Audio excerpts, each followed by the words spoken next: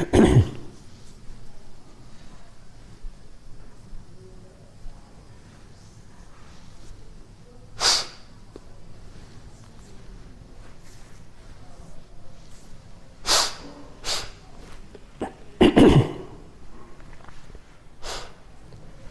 વિદ્યાર્થી મિત્રો, ચાલો આજે આપણે પૃષ્ઠવંશી પ્રાણીઓનો છેલ્લો વર્ગ ભણીશું અને એની સાથે આજે આપણે આ ચેપ્ટર પણ પૂરું કરીશું. સૌથી છેલ્લો વર્ગ અને સૌથી સુવિકસિત વર્ગ, સૌથી વધારે ઉદ્વિકાસ પામેલો વર્ગ કયો ખબર છે? ઇન્ટરેસ્ટિંગ, આપણો વર્ગ છે. કયો વર્ગ? સસ્તન વર્ગ. તો આજે આપણે આ સસ્તન વર્ગની, આપણા વર્ગની શરૂઆત કરીશું. સસ્તન, ઇંગ્લિશમાં એને મેમેલિયા અથવા તો મેમેલિયન પણ કહેવાય છે. શબ્દો પરથી સસ્તન, જો સંધિ છૂટી પાડીએ આપણે તો સહ સ્તન, સહ વત્તા સ્તન, સ્તન સાથે. આ પ્રાણીઓ સ્તન સાથેના છે એટલે આ પ્રાણીઓ સ્તન ગ્રંથિ ધરાવે છે. શિશુના, બચ્ચાના પોષણ માટે દૂધનો સ્ત્રાવ કરતી સ્તન ગ્રંથિ ધરાવે છે. આ પ્રાણીઓ શિશુના પોષણ માટે દૂધનો સ્ત્રાવ કરતી સ્તન ગ્રંથિઓ ધરાવે છે.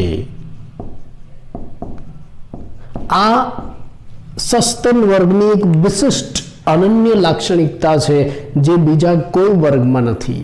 અને બીજી પણ એક લાક્ષણિકતા છે કે આ પ્રાણીઓની અંદર રૂંવાટી જોવા મળે છે શરીર ઉપર, વાળનું બહિર્કંકાલ, એ પણ આની લાક્ષણિકતા છે, આપણે કહી શકીએ છીએ.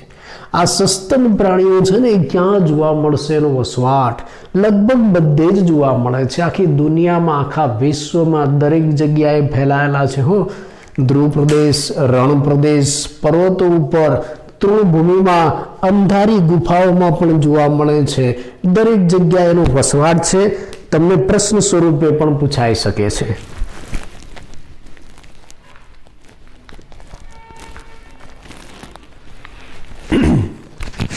કે આ સસ્તન પ્રાણીઓ ક્યાં જોવા મળે? એનો વસવાટ વિવિધ વસવાટમાં, વિવિધ નિવાસ સ્થાનોમાં જોવા મળે છે. ધ્રુવ પ્રદેશ, બરફ આચ્છાદિત વિસ્તારોમાં, સૂકા રણ પ્રદેશમાં, ઊંચાઈવાળા પર્વતોમાં, તૃણભૂમિમાં એટલે કે ઘાસના મેદાનોમાં, અંધારી ગુફાઓમાં, દરેક જગ્યાએ વસવાટ કરે છે. અને કેટલાક સસ્તન પ્રાણીઓ તો એવા પણ છે કે જે હવામાં ઉડી શકે છે અને કેટલાક એવા પણ છે કે જે પાણીમાં તરે છે. એટલે કેટલાક સસ્તન પ્રાણીઓ ઉડવા માટે અને પાણીમાં તરવા માટેના અનુકૂલનો ધરાવે છે. ખાસિયત એની પરીક્ષામાં પણ તમને પૂછાય.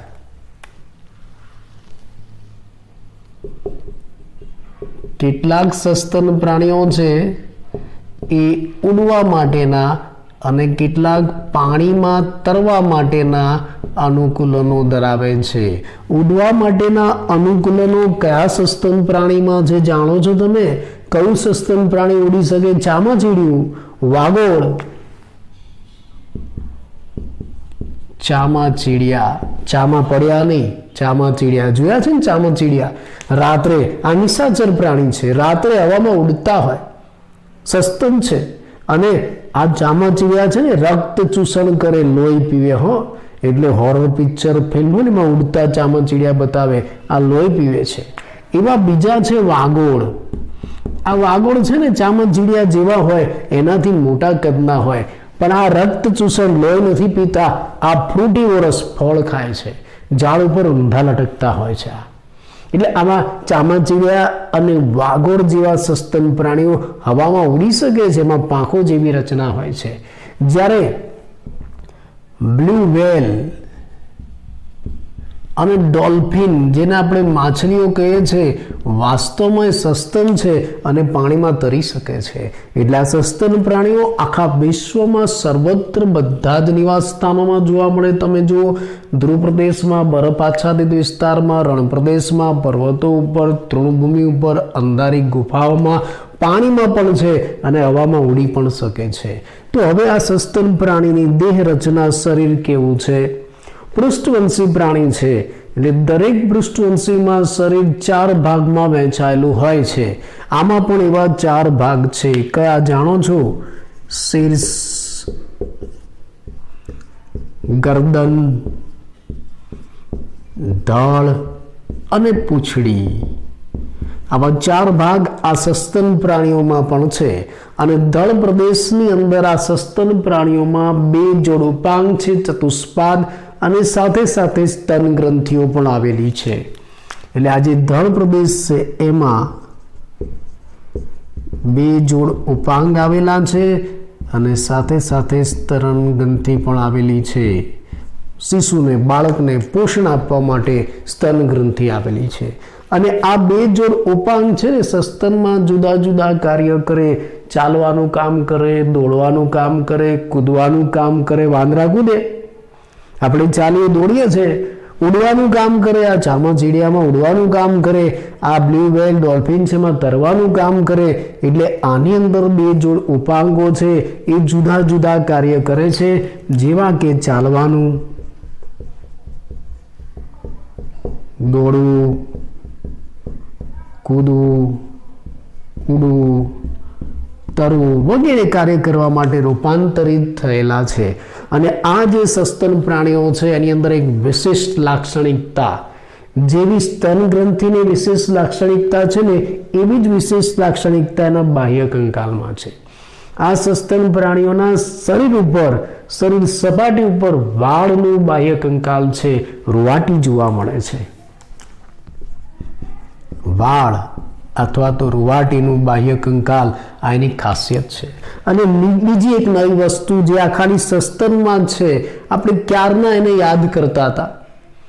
આપણે ઉભયજીવમાં પણ કયું નથી, સરીસૃપમાંય નથી, વિહગમાંય નથી, ખાલી સસ્તનમાં જ છે. શું ખબર છે? આ બાહ્ય કર્ણપલ્લવ. ખબર છે ને? આપણે ક્યારના યાદ કરતા હતા, 3 વખતથી યાદ કરતા હતા. આમાં છે, આમાં જે કાન છે એમાં આવા બાહ્ય કર્ણપલ્લવનો વિકાસ થાય છે.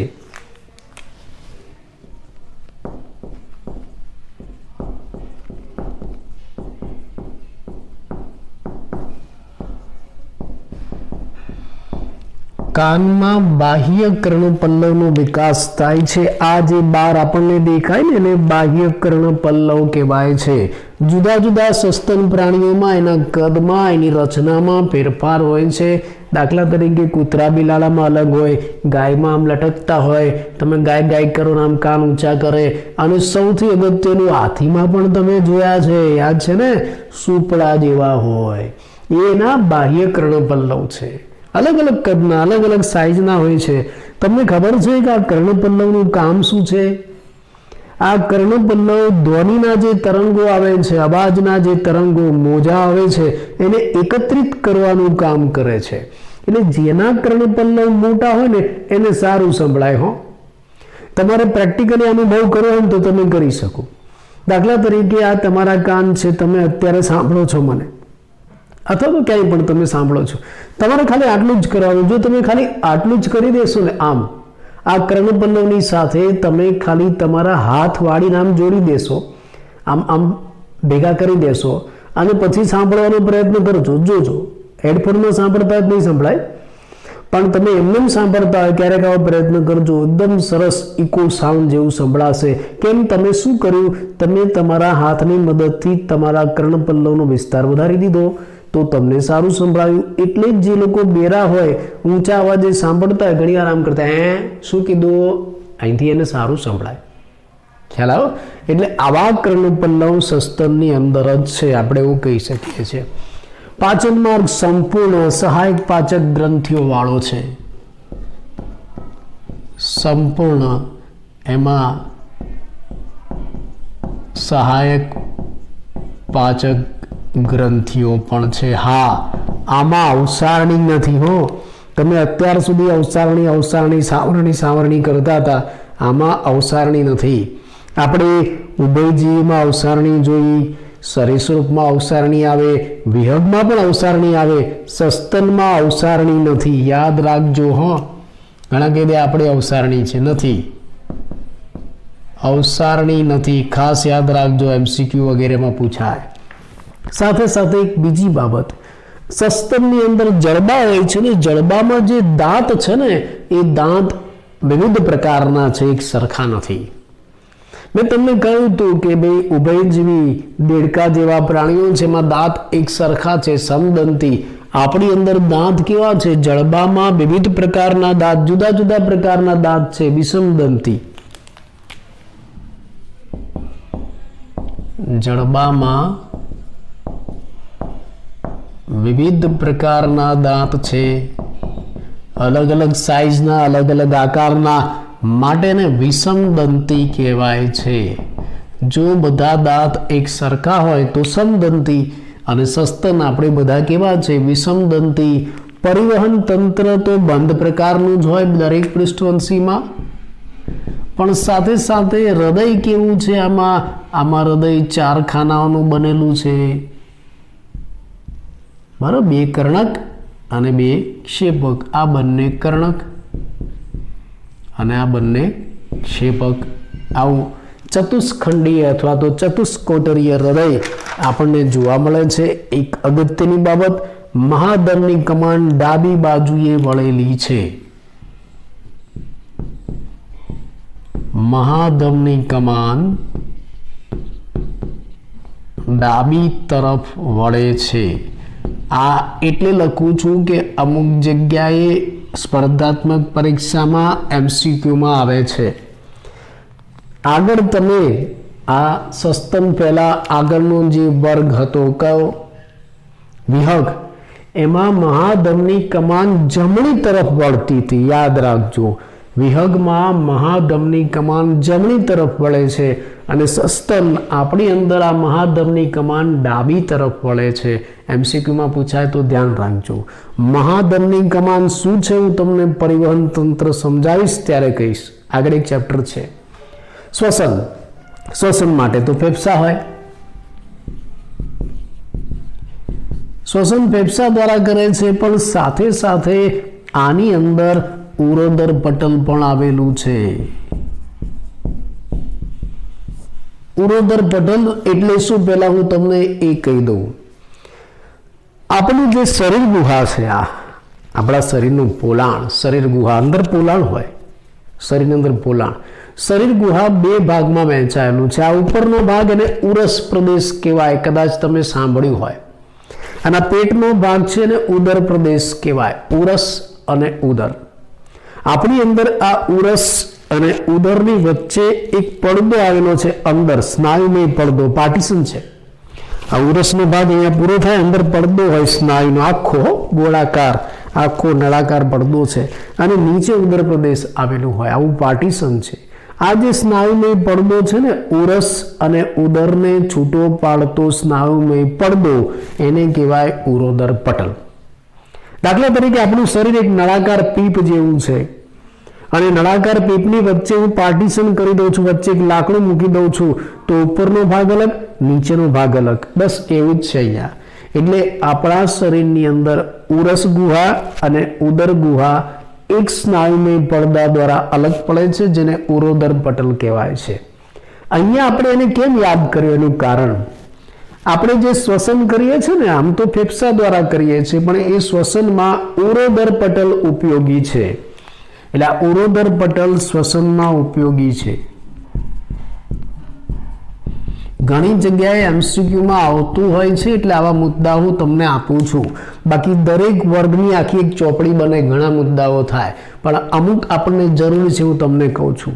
આપણે જ્યારે શ્વાસોશ્વાસ કરીએ છીએ, શ્વાસોશ્વાસ બોલતા આવડે? બોલો જોઈએ શ્વાસોશ્વાસ, બોલો જોઈએ શ્વાસોશ્વાસ. ઘણા બોલે છાસોછાસ, છાસ પીવાની છે, છાસોછાસ. મોટા ભાગના ઘણા વિદ્યાર્થીઓ એવું બોલતા હોય છે છાસોછાસ. છાસોછાસ નહીં, શ્વાસોશ્વાસ, શ્વાસ ઉચ્છ્વાસ બંને સાથે શ્વાસોશ્વાસ. આપણે જ્યારે શ્વાસોશ્વાસ કરીએ છીએ, શ્વાસ અને ઉચ્છ્વાસ કરીએ છીએ, ત્યારે તમે જાણતા હશો આ છાતીનો ભાગ ઉપર નીચે થાય. કોના કારણે? આ ઉરોદર પટલના કારણે. તમે આમ એટલે અહીંયા ઉપર નીચે થશે. જો આ જે ઉરોદર પટલનો ભાગ છે ને, એના કારણે આ ઉપર નીચે થાય છે. એટલે શ્વસનમાં ઉરોદર પટલ ઉપયોગી છે, આપણે એમ કહી શકીએ છીએ. એટલે શ્વસન આમ તો ફેફસા દ્વારા થાય, પણ આ શ્વસનમાં ઉરુદર પટલ આવેલું છે જે ઉપયોગી છે, જે બીજા આગળ પ્રાણીઓમાં નહોતું. તમે દેડકાને કાપો ને તો આખું પોલાણ ઉરસ અને ઉદરનું પોલાણ સળંગ હોય, વચ્ચે કોઈ પડદો પાર્ટીશન નહીં. તમે બરોડી સાપને કાપો ને તો આખું શરીરનું પોલાણ સળંગ હોય, વચ્ચે કોઈ પાર્ટીશન નહીં. પણ તમે સસ્તનને કાપશો ને તો આ ઉરસ અને ઉદરની વચ્ચે સ્નાયુમય પડદો આવેલો છે, એને ઉરુદર પટલ કહેવાય. આ પણ સસ્તનની લાક્ષણિકતા છે, MCQમાં ક્યાંક આવે. પ્રજનન તો તમે જાણો છો કે ભાઈ એક લિંગી પ્રાણી છે, લિંગી પ્રજનન કરે અને લિંગ ભેદ જોવા મળે. નર અને માદા તમે અલગ ઓળખી શકો છો. શરીરની અંદર ફલન કરે, અંત ફલન અને સીધો વિકાસ. એક લિંગી પ્રાણી છે, લિંગી પ્રજનન કરે, લિંગ ભેદ જોવા મળે. લિંગ ભેદ એટલે નર અને માદાને આપણે અલગ ઓળખી શકીએ અને લિંગ ભેદ કહેવાય. શરીરની અંદર ફલન કરે છે, અંત ફલન, સીધો વિકાસ. મોટે ભાગે પ્રાણીઓ જે છે ને એ અપત્ય પ્રસવી છે. યાદ રાખજો, અપત્ય પ્રસવી પ્રાણીઓ કેવા છે? અપત્ય પ્રસવી. પણ એક પ્રાણી અપવાદ વાળું છે, આ રહ્યું આ ઓર્નિથોરિન્કસ. એ કેવું છે? અંડ પ્રસવી. MCQમાં પણ પૂછાય, યાદ રાખજો. સસ્તન પ્રાણીઓ અપત્ય પ્રસવી છે, જીવતા બચ્ચાને જન્મ આપે છે. પણ એક પ્રાણી એવું છે, સસ્તન છે છતાં ઈંડા મૂકે છે. કયું? ઓર્નિથોરિન્કસ, જેને આપણે પ્લેટિપસ એવું પણ કહીએ, અને એનું ગુજરાતી નામ બતક ચાંચ. નામ ક્યાંક સાંભળ્યું હોય તો ધ્યાન રાખજો, ફોટોગ્રાફ પણ છે, જોઈ લેજો. ઓર્નિથોરિન્કસ પ્લેટિપસ બતક ચાંચ એ અંડ પ્રસવી સસ્તન પ્રાણી છે, ઈંડા મૂકતું સસ્તન પ્રાણી. MCQ, નીટ વગેરેમાં પૂછાય, ઘણીવાર પણ પૂછાયેલું છે, યાદ રાખજો. બીજી એક બાબત, આ જે બતક ચાંચ છે ને એની એક ખાસિયત છે, આ રહી, આ હાઇલાઇટ કરવાનું છે, ખાસ યાદ રાખવાનું છે. સરીસૃપ અને સસ્તનને જોડતી કડી છે. આ બતક ચાંચ એ સરીસૃપ અને સસ્તનને જોડતી કડી છે.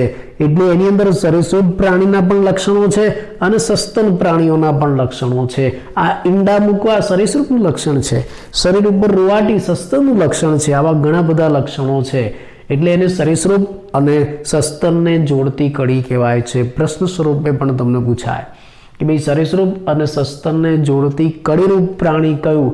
પ્લેટિપસ, બતક ચાંચ અથવા તો ઓર્નિથોરિન્કસ.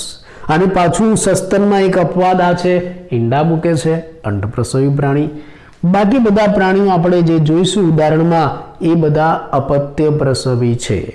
બરાબર, ચાલો તો ઉદાહરણ જોઈ લઈએ. ઉદાહરણ સસ્તન ઘણા બધા છે, તમારી આસપાસ છે, તમે એને જાણો છો. આપણે એના કેટલાક ઉદાહરણ જોઈએ. જો ઉદાહરણ તમે પ્રજાતિના નામની સાથે યાદ રાખજો. આ બાજુ તમને પ્રજાતિના નામ આપ્યા છે અને આ બાજુ ગુજરાતી નામ આપ્યા છે, એટલે તમે પ્રજાતિના અથવા તો આવા ઇંગ્લિશ નામની સાથે યાદ રાખજો. ઉદાહરણો MCQ માટે ખૂબ જ અગત્યના. મેક્રોપસ, પેલા એમને નામ કહી દો પ્રજાતિ સાથે. આપણે સસ્તનના ઉદાહરણ આપીએ છીએ, મેક્રોપસ, ટેરોપસ, કેમેલસ, મકાકા, મારા કાકાની મકાકા, રેટસ, કેનિસ, ફેલિસ, એલેફસ, ઇક્વસ, પેન્થેરા ટાઇગ્રિસ, પેન્થેરા લિયો, ડોલ્ફિનસ, બેલેનોપ્ટેરા. આ બધા સસ્તનના ઉદાહરણ છે. હવે આપણે એને ઓળખીએ.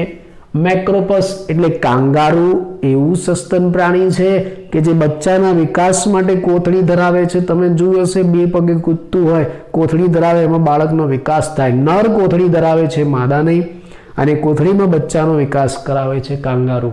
મેક્રોપસ એવું એને કહેવાય. ટેરોપસ, ફ્લાઇંગ ફોક્સ, ઉડતું શિયાળ એવું પણ આપણે કહી શકીએ છીએ. કેમેલસ, કેમલ, ઊંટ. મકાકા, મારા કાકા, આપણા કાકા જ છે, આપણા પૂર્વજ છે, વાંદરા. મકાકા, મકાકા રિસસ, એનું આખું વૈજ્ઞાનિક નામ મકાકા રિસસ, મકાકા, વાંદરા. રેટસ, રેટસ, રેટસ, રેટ એટલે ઉંદર. કેનિસ, કૂતરો. ફેલિસ, બિલાડી. એલેફસ, એલિફન્ટ, હાથી. ઇક્વસ, ઘોડો. પેન્થેરા ટાઇગ્રિસ, વાઘ, તમે જાણો છો. પેન્થેરા લિયો સિંહ. એમ તો પાણીમાં રહેતા પણ છે કયા? ડોલ્ફિનસ અને બેલેનોપ્ટેરા. ડોલ્ફિનસ એટલે ડોલ્ફિન, સાદી ડોલ્ફિન. બેલેનોપ્ટેરા એટલે બ્લુ વેલ, વેલ માછલીની વાત થાય છે. એમ તો હવામાં ઉડતા સસ્તન પણ છે કયા? ચામાચીડિયા અને વાગોળ. તો આ થયા એના ઉદાહરણ. ફરી એકવાર આખો સસ્તન વર્ગ આપણે ટૂંકમાં જોઈ લઈએ. બધું જ બોર્ડ ઉપર આપેલું છે, તમને સરળતાથી યાદ રહી જશે. સહેલો છે અને નાનો પણ છે. બહુ મોટો નથી, નાનો વર્ગ છે. ભલે આમ તો વિકાસની દ્રષ્ટિએ મોટો વિકસિત વર્ગ છે, પણ છતાં અભ્યાસમાં નાનો છે. વર્ગ સસ્તન, ઇંગ્લિશમાં એને મેમેલિયા અથવા તો મેમેલ્સ કહેવાય છે. સહસ્તન, સ્તન સાથે આ પ્રાણીઓ શિશુના પોષણ માટે દૂધનો સ્ત્રાવ કરતી સ્તન ગ્રંથિ ધરાવે છે અને લગભગ બધે જ વસવાટ કરે છે. ધ્રુવ પ્રદેશ, રણ પ્રદેશ, પર્વતો ઉપર, ઘાસના મેદાનોમાં, અંધારી ગુફામાં, બધી જ જગ્યાએ છે. કેટલાક ઉડે છે તો કેટલાક પાણીમાં તરે છે. ઉડતા સસ્તન કયા? એમસીક્યુમાં પૂછાય. ચામાચીડિયા, વાગોળ. પાણીમાં તરતા સસ્તન કયા? બ્લુ વેલ અને ડોલ્ફિન. એનું શરીર શીર્ષ, ગરદન, ધડ અને પૂંછડીમાં વહેંચાયેલું. ધડ પ્રદેશમાં 2 જોડ ઉપાંગ અને સ્તન ગ્રંથિ પણ છે. આ ઉપાંગો દ્વારા એ ચાલી શકે છે, દોડી શકે છે, કૂદી શકે છે, ઉડી શકે છે અને તરી પણ શકે છે. શરીર ઉપર વાળનું, રૂંવાટીનું બનેલું બાહ્ય કંકાલ આ એની વિશેષ લાક્ષણિકતા. કાનની અંદર બાહ્ય કર્ણપલ્લવ ફક્ત આ વર્ગમાં જ જોવા મળે છે. પાચન માર્ગ સંપૂર્ણ છે પણ અવસારણી નથી. અને જડબા છે એમાં જુદા જુદા પ્રકારના દાંત છે. વિષમ દંતી, પરિવહન બંધ પ્રકારનું, હૃદય ચતુષ્ખંડી, મહાધમની કમાન ડાબી બાજુ વળે છે. શ્વસન આમ તો ફેફસા દ્વારા થાય છે, પણ એ શ્વસન કરવા માટે ઉરોદર પટલ પણ ઉપયોગી છે, જે ફક્ત આમાં જ છે. પ્રજનનની દ્રષ્ટિએ લિંગી પ્રજનન થાય છે. એક લિંગી પ્રાણી છે. લિંગ ભેદ, નર અને માદા પ્રાણી અલગ છે. શરીરની અંદર ફલન કરે, અંતફલન, સીધો વિકાસ કરે છે. અપત્ય પ્રસવી પ્રાણી છે. બચ્ચાને જન્મ આપે. પણ એક અપવાદ, અંડપ્રસવી કયું? ઓર્નિથોરિન્કસ પ્લેટિપસ, બતક ચાંચ. એ સાથે સાથે સરીસૃપ અને સસ્તનને જોડતી કડી પણ છે. બીજા બધા ઉદાહરણ અહીંયા આપેલા છે. મેક્રોપસ, કાંગારૂ, ટેરોપસ, ફ્લાઇંગ ફોક્સ, કેમેલસ, કેમલ એટલે ઊંટ, મકાકા વાંદરો, રેટસ રેટ એટલે ઉંદર, કેનિસ કૂતરો, ફેલિસ બિલાડી, એલેફસ એલિફન્ટ હાથી, ઇક્વસ ઘોડો, પેન્થેરા ટાઇગ્રિસ વાઘ, પેન્થેરા લિયો સિંહ, ડોલ્ફિનસ અને બેલેનોપ્ટેરા પાણીમાં વસે છે. ડોલ્ફિન અને બ્લુ વેલ, ચામાચીડિયું અને વાગોળ એ હવામાં ઉડતા સસ્તન પ્રાણીઓ છે. તો અહીંયા સસ્તન પ્રાણીના અભ્યાસની સાથે આપણું અગત્યનું ખૂબ જ લાક્ષણિક ચેપ્ટર પૂરું થયું. ચેપ્ટર 4 પ્રાણી વર્ગીકરણ. અને એની સાથે સાથે આપણા 1 થી 4 ચેપ્ટર એટલે પહેલો યુનિટ પૂરો થયો. આ પહેલો યુનિટ વર્ગીકરણનો હતો. સજીવ વિશ્વની વિવિધતાનો હતો. એમાં આપણે પહેલા સજીવને ઓળખ્યા, એનો પરિચય આપ્યો. અને પૃથ્વી ઉપર તો પુષ્કળ સજીવો છે, અસંખ્ય વનસ્પતિ અને પ્રાણીઓ છે, એટલે આપણે એની વ્યવસ્થિત ગોઠવણી કરી. એનો મતલબ કે વર્ગીકરણ કર્યું. અને એક અગત્યની બાબત, આ પહેલો યુનિટ નીટની પરીક્ષા માટે ખૂબ જ અગત્યનો.